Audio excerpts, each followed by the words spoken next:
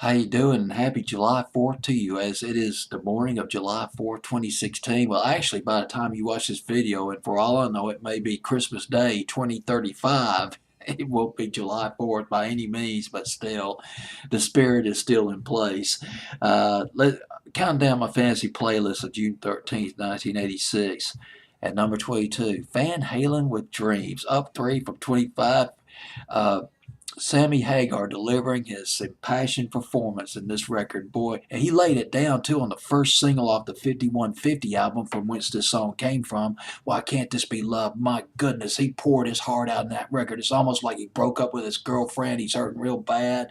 It's like he's saying to himself, I got to do a song about this. Why can't this be love? It's just got that vibe to it by Sammy Hagar. Even though Sammy Hagar, not as flamboyant a performer as David Lee Roth. David Lee Roth was just a hard act to follow as far as the sheer showmanship that he put into Van Halen, their concert acts and his lead vocals. Hard act to follow. Impossible to follow somebody like that.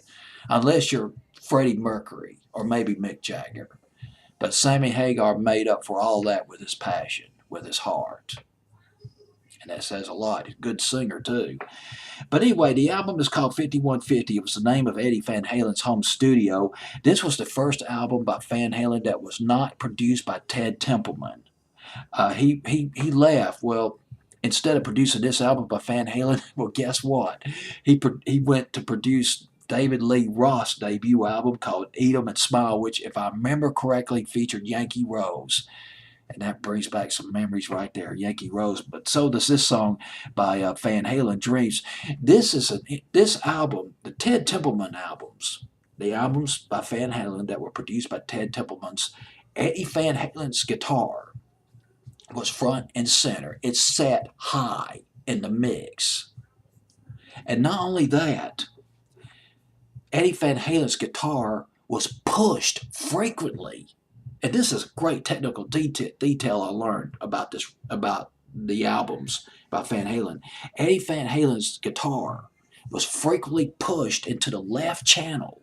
The frequency pushed into the left channel, which gave his guitar a live sound.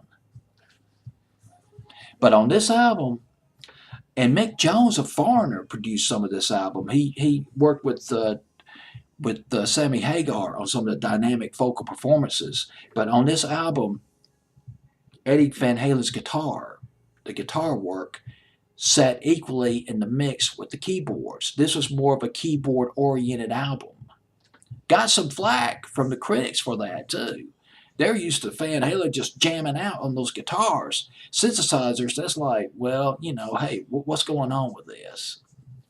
Nonetheless, Why Can't This Be Love was top 10. It was huge back in the spring of 1986. I remember it. It was all over the FM bandwidth. And then Dreams came out right after that. It went to number 22 on Billboard's Hot 100, number 22 on my fantasy playlist of June 13th, 1986.